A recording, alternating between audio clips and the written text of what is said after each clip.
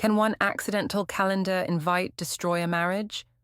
What if the only thing more damning than the evidence itself is the way everyone reacts when it finally comes to light? I always thought my husband was paranoid, until the day his calm, deliberate revenge turned my world upside down. I always thought I was the reasonable one in my marriage, the fun one, the one who didn't let jealousy poison everything good in life. When Quentin would get that tight look around his eyes, whenever Jamie's name came up, I'd roll mine and tell him he was being ridiculous. "You're being paranoid again," I'd say, laughing it off like his concerns were some cute little quirk I had to endure. "Jamie's my best friend. We've been friends since college. You knew this when you married me." And I believed that. I really did, even when Jamie would text me at 11 at night asking what I was wearing, even when he'd insist on picking up the tab every time we went out, just the two of us. Even when he'd put his hand on the small of my back when we'd dance at the clubs we'd hit after our innocent dinner dates. It was all harmless fun. Quentin just didn't understand that some people were naturally more affectionate than others, more social, more alive. That Tuesday evening in October, I was loading the dishwasher when Quentin walked into the kitchen holding his phone. His face had that expression I'd learned to dread. Not angry, exactly, but something worse. Disappointed, like he'd finally gotten confirmation of something he'd suspected all along. "Lysandra," he said quietly, "can you explain this?" He held up his phone, showing me an email notification, a calendar invite. My stomach dropped before I even read the details, but I kept my face neutral. I'd gotten good at that over the past few months. The email was from Jamie, sent to what I thought was just my personal email address, but apparently it had gone to our shared family calendar too. "Dinner reservation, Le Bernardin, 8 p.m. Friday, Jamie and Lysandra, table for two, romantic section requested." I forced a laugh, but it came out too high, too sharp. "Oh my God, Quentin, it's just dinner. You know Jamie's dramatic about everything. He probably requested the romantic section because it's quieter." Quentin didn't smile.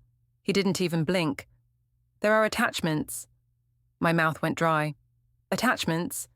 He tapped the screen, and I watched in horror as he opened a folder of screenshots, our text messages, carefully cropped, with Quentin's name blurred out wherever I'd mentioned him. Messages where I'd complained about Quentin being controlling and insecure. Messages where Jamie had called me beautiful, and I'd sent back heart emojis. Messages where we'd made jokes about sneaking around like teenagers. But the worst part wasn't the messages themselves. It was how they'd been organized, chronologically, professionally, like Jamie was building a case file, like he was preparing evidence for someone. "I can explain," I started, but Quentin was already dialing Jamie's number. "Actually," Quentin said, his voice eerily calm, "let's get an explanation from both of you." The phone rang twice before Jamie picked up. "Hey, Q-man, what's up?" Quentin put the call on speaker. "Jamie, I just received your calendar invite for Friday night, the one for the romantic dinner with my wife." The silence on the other end stretched so long I thought the call had dropped. Then Jamie cleared his throat. "Oh, that. Yeah, that was just... We were going to discuss your birthday surprise. Lysandra wanted to plan something special." "My birthday's in March, Jamie. It's October." Another silence. Longer this time. "Look, man," Jamie finally said, and his voice had changed. Gone was the casual confidence, the easy charm. "It's not what it looks like." "Then what is it?" Quentin asked. But Jamie had already hung up. I stared at Quentin's phone, watching the call timer reset to 0, and felt something cold settle in my chest. In all the months of justifying my friendship with Jamie, of explaining away the late-night texts and the intimate dinners and the way he'd look at me when he thought no one was watching, I'd never considered that maybe Jamie was documenting everything too. "Quentin," I said softly, "I can explain everything." He looked at me for a long moment, and I saw something in his eyes I'd never seen before. Not anger, not hurt, Something much worse. Resignation. "I'm sure you can," he said quietly. "You always can." Then he walked upstairs to his office and locked the door. That night, I lay in our bed alone, listening to the sound of Quentin typing on his computer. The steady click, click, click went on until almost 3 in the morning. I told myself he was probably just working late on some project deadline. IT managers always had deadlines. But deep down, I knew better. Deep down, I knew that everything was about to change. The next morning, Quentin was gone before I woke up. No note, no text, just the lingering smell of his coffee and the sound of Miri getting ready for school downstairs. I found our 7-year-old daughter eating cereal at the kitchen counter, her backpack already packed and waiting by the door. "Where's Daddy?" she asked, not looking up from her bowl. "He had an early meeting, sweetheart." The lie came so easily it scared me. "Finish your cereal. We need to leave in 10 minutes. At work, I threw myself into my administrative duties at Morrison & Associates Architecture, hoping the familiar routine would help me forget about the previous night.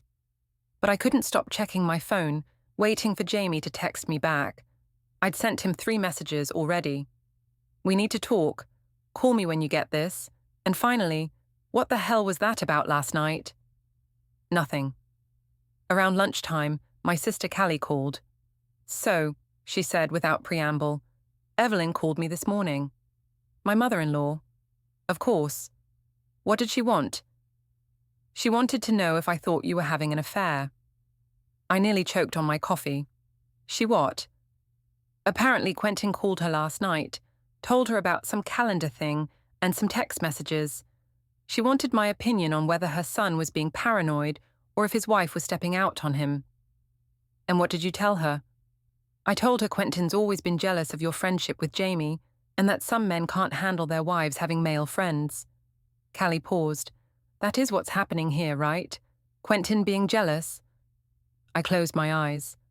"Of course that's what's happening. Jamie and I are friends. That's it."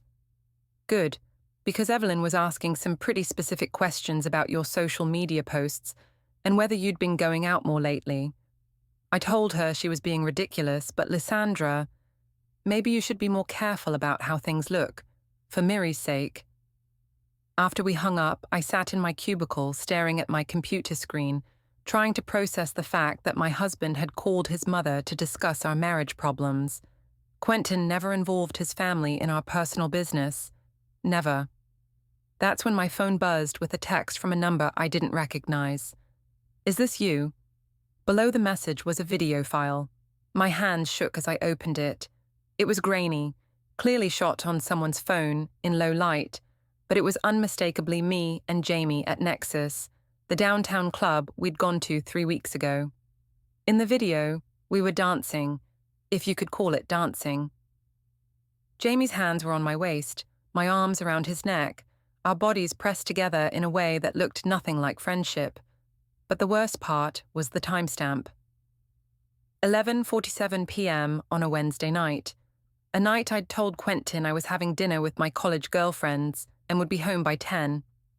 I deleted the video immediately and blocked the number, but 10 minutes later, another unknown number sent me the same video, then another. By the end of the day, I'd received it from 6 different people. That evening, I picked up Miri from after-school care and drove home in silence, my mind racing. The video was spreading, people were talking, and Quentin still wasn't answering my calls. When we got home, I found him in the kitchen making dinner. He looked up when we walked in, smiled at Miri, and completely ignored me. "Daddy." Miri ran to him for a hug. "We learned about fractions today." "That's wonderful, sweetheart. Why don't you go wash your hands and we'll eat?" After Miri left the room, I approached him carefully. "Quentin, we need to talk." "About what?" "About last night, about the calendar thing, about us." He continued stirring the pasta sauce without looking at me. "I think we've said everything we need to say." "That's not true. You don't understand what you saw. Jamie and I..." "Jamie and you what, Lysandra?" He finally looked at me. and his expression was so cold it made me step back. You what? Accidentally made dinner reservations at romantic restaurants. Accidentally sent each other inappropriate text messages for months. Accidentally danced like lovers at a club while lying to me about where you were. My blood ran cold. How do you... The video? I've seen it. About a dozen people have sent it to me since this morning. Apparently it's making quite the rounds among our friends and neighbors. I felt the floor drop out from under me. Quentin, please, let me explain. You know what the funny thing is? He turned off the burner and faced me fully. I actually believed you for a while. When you said I was being paranoid, when you said I was imagining things, when you made me feel like I was crazy for noticing that my wife was pulling away from me and spending all her free time with another man, I started to think maybe I was the problem. You're not the problem. But then I realized something. He leaned against the counter, crossing his arms. You're not just having an affair, Lysandra. You're documenting it. Both of you. Like it's some kind of game. That's not... The screenshots Jamie sent? They weren't just random messages. They were curated, organized, like he was building a portfolio. Quentin's voice was getting quieter, more controlled, which somehow made it more terrifying. And your social media posts about trust and not letting jealousy poison love, those weren't just random thoughts, they were messages, to him. I opened my mouth to deny it, but nothing came out. Because he was right. Jamie and I had been careless, and more than that, we'd been cruel. We'd turned Quentin's legitimate concerns into jokes between us. We'd made him the villain in our story. So here's what's going to happen, Quentin continued. I've already talked to a lawyer. I've already moved our joint savings into an account that requires both signatures for withdrawals. And I've already started documenting everything. The messages, the calendar invites, the video, the lies about where you were and who you were with. You can't just... I can, and I have. He turned back to the stove. Now, if you'll excuse me, I need to finish making dinner for my daughter. As if on cue, Miri came running back into the kitchen, her hands still damp from washing. She looked between us, her 7-year-old instincts picking up on the tension. Are you and Mommy fighting? She asked Quentin quietly. No, sweetheart, he said, his voice immediately softening. Mommy and I are just having a grown-up conversation. Are you hungry? I stood there watching my husband serve our daughter dinner, watching him help her with her homework, watching him tuck her into bed, all while treating me like I was invisible, like I was already gone. That night, I tried calling Jamie again. This time, he answered, Lysandra, we can't talk right now. What do you mean we can't talk? Quentin knows about us. The video is everywhere. We need to figure out what we're going to do. There is no we, Jamie said quietly. There never was. What are you talking about? Tessa knows. About the dinners, about the messages, about everything.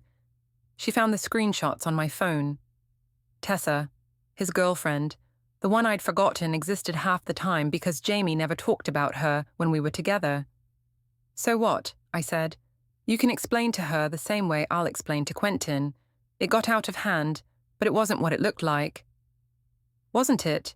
Jamie's voice was strange, distant. Because I think it was exactly what it looked like. The line went dead. I sat in my empty bedroom, staring at my phone, and realized that for the first time in months, I was completely alone.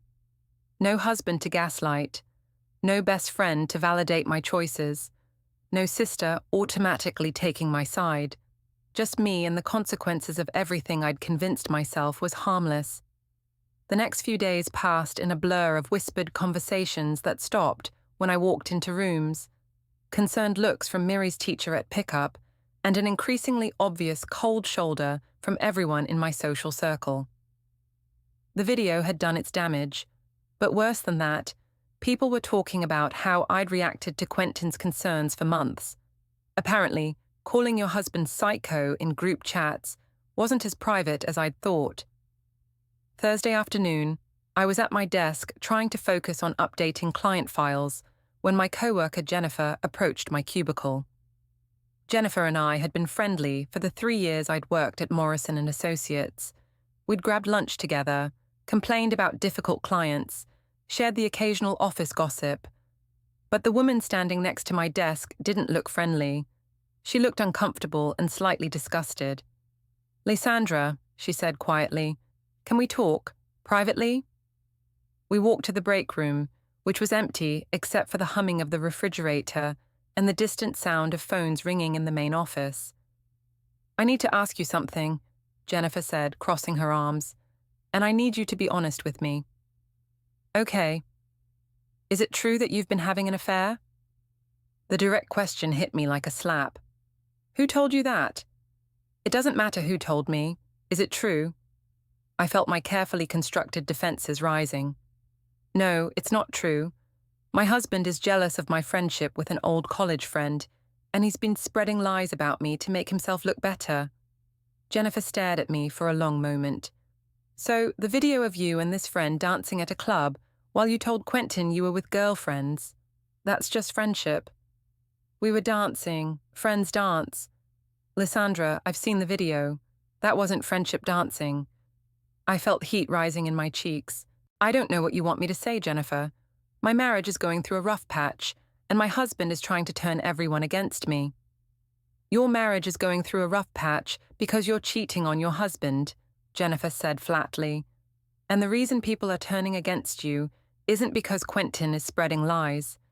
It's because you've been lying to all of us for months." "I haven't been lying. You told me you were having marriage problems because Quentin was controlling and jealous. You said he was trying to isolate you from your friends. You made me feel sorry for you." Jennifer's voice was getting louder. "But you were the one having secret dinners with another man. You were the one lying about where you were going and who you were with. You were the one making your husband look like a fool while he was trying to save his marriage." Other people were starting to gather in the hallway outside the break room. I could see them through the glass door, pretending to be busy while obviously listening to our conversation. "You don't understand the situation," I said desperately. "It's complicated." "No, it's not complicated. It's simple. You cheated on your husband, and now you're trying to make everyone else the villain because you got caught." "I didn't cheat." "Then what do you call it?" Jennifer's voice was sharp enough to cut glass. "What do you call months of secret dinners and inappropriate text messages and lying to your husband about where you were? What do you call dancing with another man like you're single while your husband thinks you're out with girlfriends?" I looked around the break room, feeling trapped. Through the glass door, I could see at least 6 co-workers watching us, their expressions ranging from curious to disgusted. "You know what the worst part is?" Jennifer continued.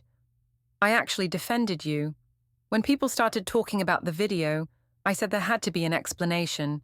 I said you weren't the type of person who would do something like that, but then I remembered all the times you complained about Quentin, all the times you made him sound like this terrible, controlling husband, and I realized you were manipulating me too."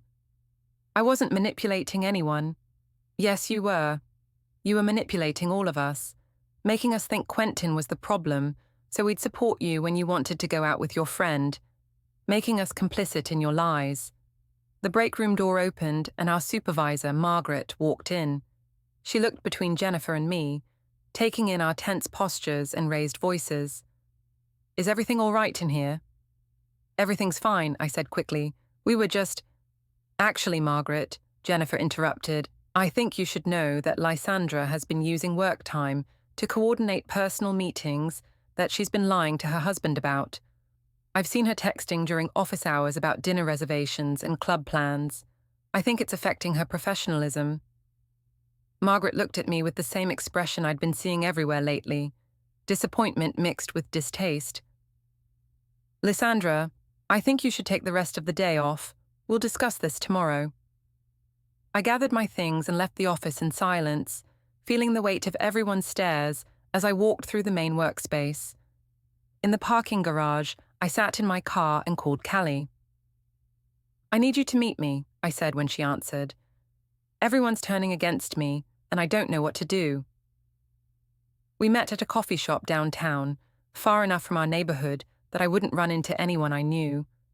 Callie was already there when I arrived, sitting in a corner booth with 2 cups of coffee. "Okay," she said as I slid into the seat across from her. "Tell me everything, and I mean everything." So I did.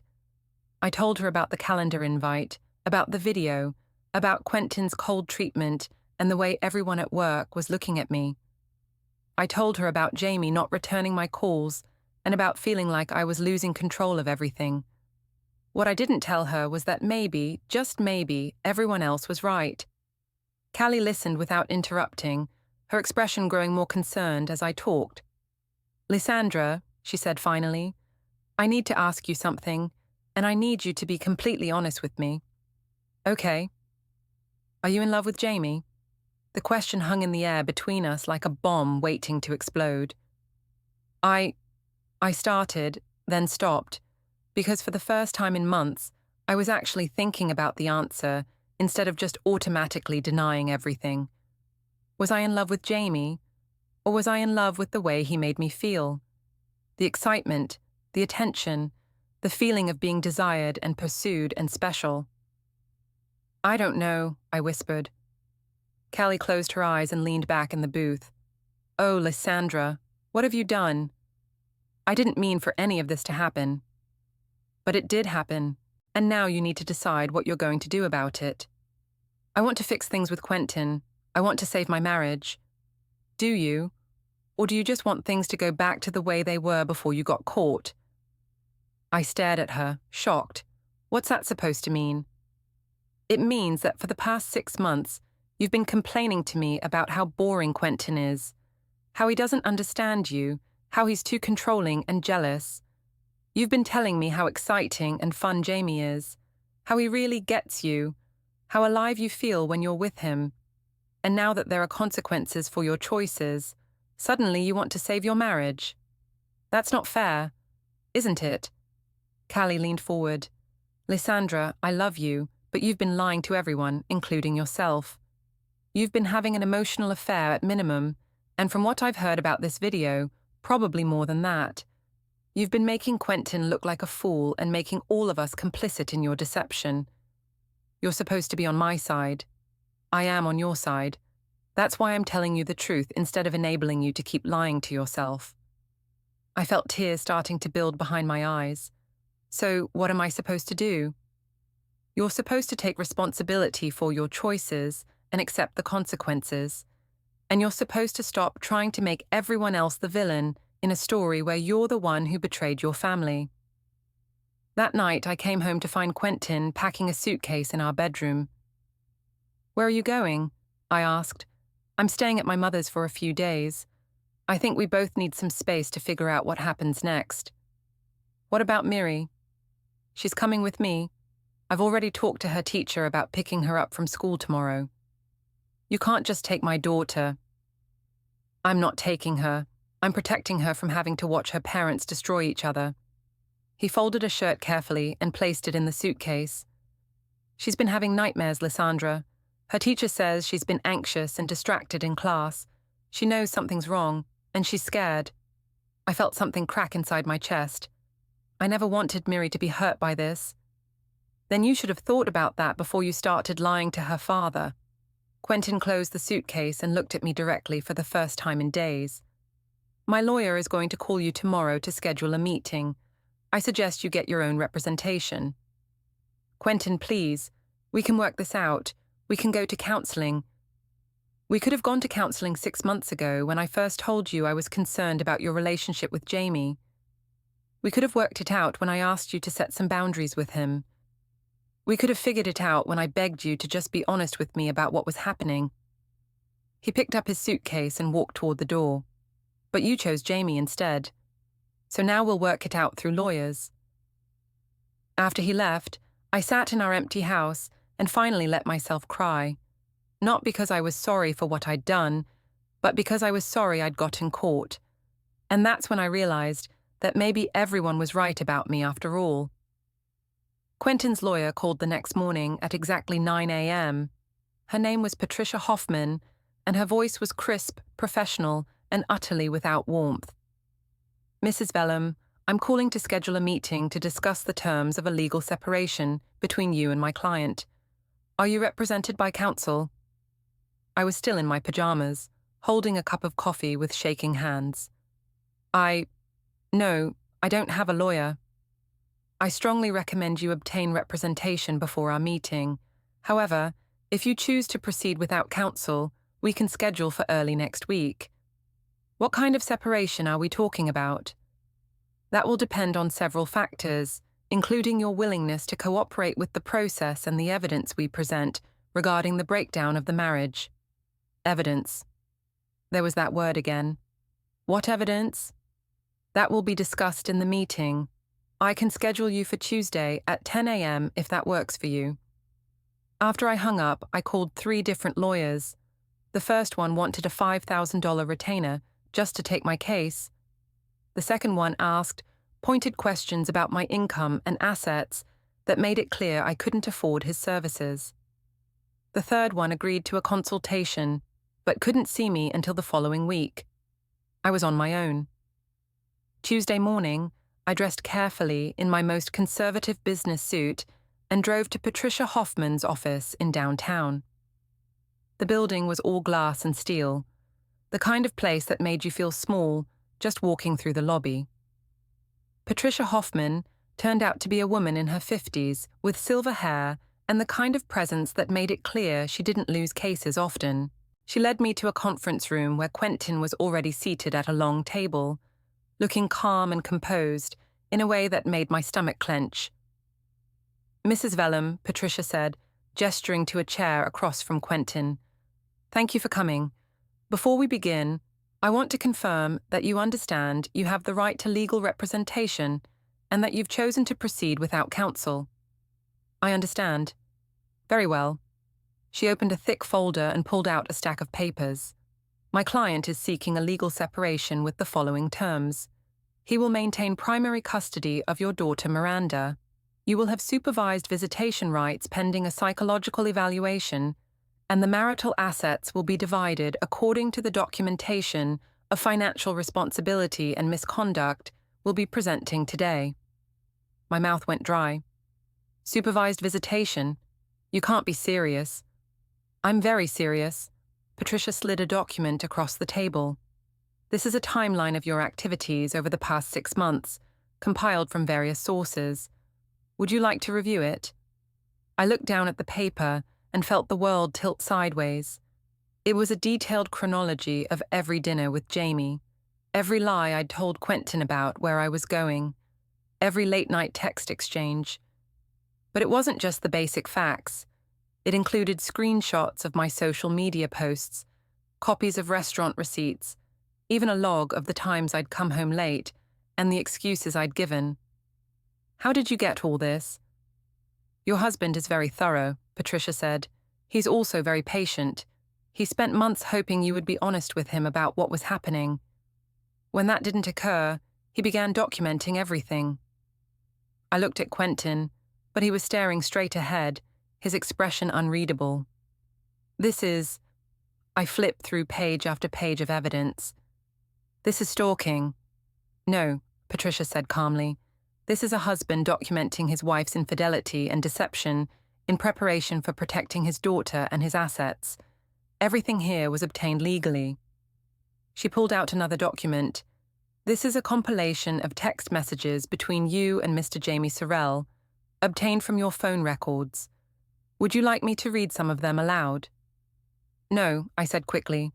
This is a statement from your daughter's teacher expressing concern about Miranda's emotional state and her reports of Mommy and Daddy fighting all the time. Another document.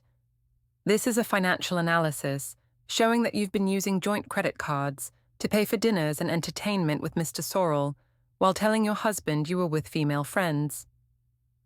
Another. This is a compilation of social media posts in which you publicly portrayed your husband as controlling and jealous while simultaneously documenting your activities with Mr. Sorrell. The papers kept coming, screenshots of the group chat messages Callie had forwarded to Evelyn, witness statements from people who'd seen Jamie and me together, even a statement from Tessa, Jamie's girlfriend, describing what she'd found on his phone. "The question before us today," Patricia said, "is whether you're willing to accept responsibility for your actions and agree to a reasonable separation arrangement, or whether we need to proceed with a contested divorce that will make all of this evidence public record." I felt like I was drowning. "What are you asking me to agree to?" "A 6-month separation, during which you will have no contact with Mr. Sorrell. You will attend individual therapy to address the behaviors that led to this situation, and you will have supervised visits with Miranda until a family court judge determines that unrestricted access is in her best interest. And if I don't agree, then we file for divorce, and all of this evidence becomes part of the public record. Your employer will likely be subpoenaed to testify about your use of work time for personal communications. Your daughter's teacher will be called to testify about Miranda's emotional state.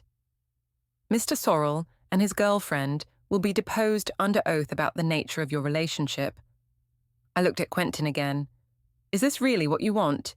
To destroy our family?" For the first time since I'd entered the room, he looked directly at me. "I didn't destroy our family, Lysandra. You did. I'm just trying to protect what's left of it." His voice was quiet, but there was something in it I'd never heard before.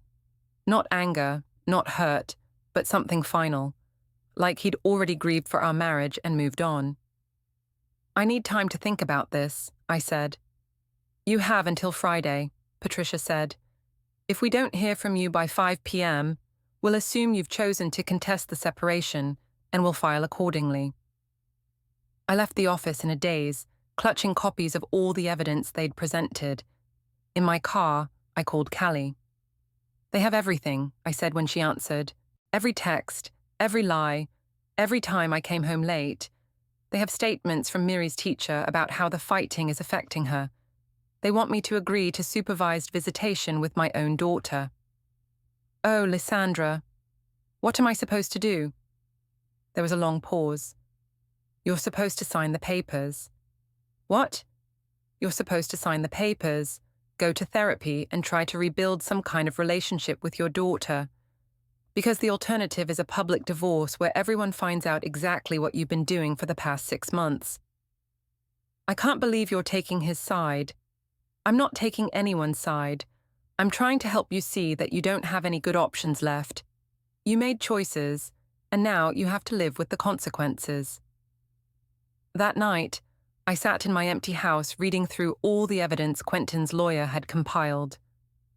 Seeing it all laid out chronologically, in black and white, was like watching someone else's life. Someone selfish and manipulative and cruel. But it was my life. These were my choices, and for the first time since this whole thing started, I couldn't think of a single way to justify them. Friday afternoon, I signed the separation papers. I drove to Patricia Hoffman's office alone, walked into that sterile conference room, and put my name on documents that officially ended my marriage and restricted my access to my own daughter. Quentin wasn't there this time.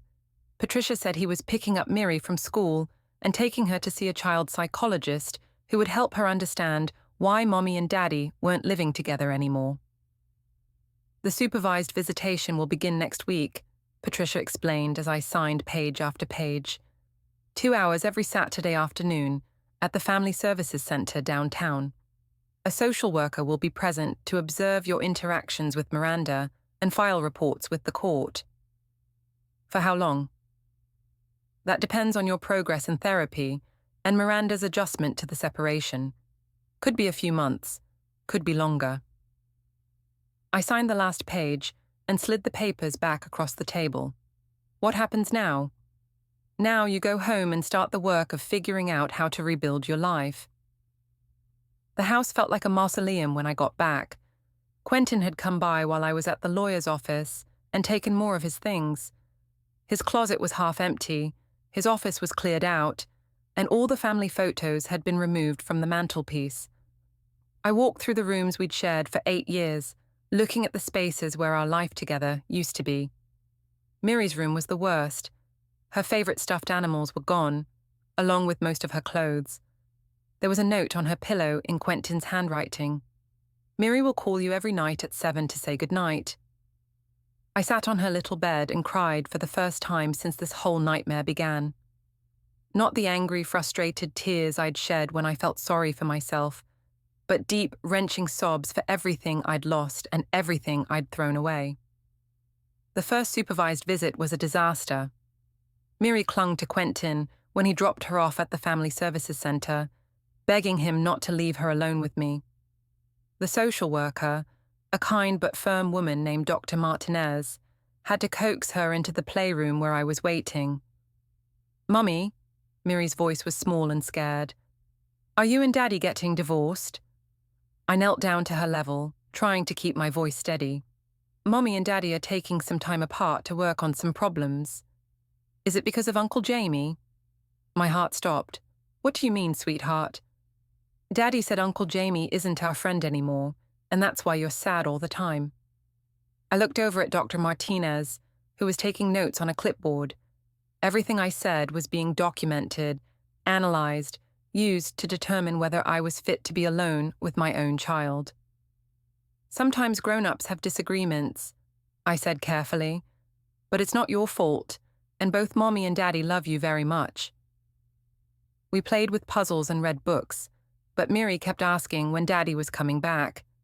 When the 2 hours were up, she ran to Quentin like she was being rescued. "How did it go?" he asked Dr. Martinez, not looking at me. "We'll discuss it in my report," she said diplomatically. That night, Miri called at exactly 7 o'clock like she had every night since the separation. "Mummy, I miss you," she said, and I could hear the tears in her voice. "I miss you too, baby, so much." "When are you coming home?" "I don't know, sweetheart, but I'm working very hard to fix the problem so we can be a family again." It was a lie, and I think we both knew it. The therapy sessions Dr. Patterson required were brutal. Dr. Patterson was a no-nonsense woman in her 60s who specialized in infidelity and betrayal trauma. She didn't let me get away with anything. "Tell me about the first time you lied to your husband about where you were going," she said during our third session. "I didn't lie exactly. I just didn't tell him Jamie would be there." "That's called lying by omission. What were you afraid would happen if you told the truth?" I shifted uncomfortably in the leather chair. "He would have gotten upset." "Why?" "Because he was jealous of my friendship with Jamie." Was he jealous, or was he responding appropriately to his wife developing an inappropriate relationship with another man? "It wasn't inappropriate. You were having romantic dinners with a man who wasn't your husband, exchanging intimate text messages, and dancing with him in ways that you knew would hurt your spouse if he saw. How is that not inappropriate?" I stared out the window, watching traffic move past on the busy street below. "I don't know." "I think you do know. I think you knew exactly what you were doing. And you did it anyway because it felt good and you thought you wouldn't get caught." She was right, of course. But admitting that meant admitting that I'd destroyed my marriage and traumatized my daughter for nothing more than the thrill of being wanted by someone new. "What happens now?" I asked. "Now you do the work of figuring out why you made those choices and how to make sure you never make them again. And you hope that someday your daughter will be able to forgive you for putting your own desires ahead of her well-being." 3 months into the separation, I ran into Jamie at the grocery store. He was with Tessa, their hands intertwined as they picked out produce together. He saw me first, and I watched his face go through a series of expressions: surprise, guilt, and finally, something that looked almost like pity. "Lysandra," he said quietly. Tessa looked at me with undisguised hatred. "So you're the one who tried to wreck my relationship." "I didn't try to wreck anything," I said automatically. "Really?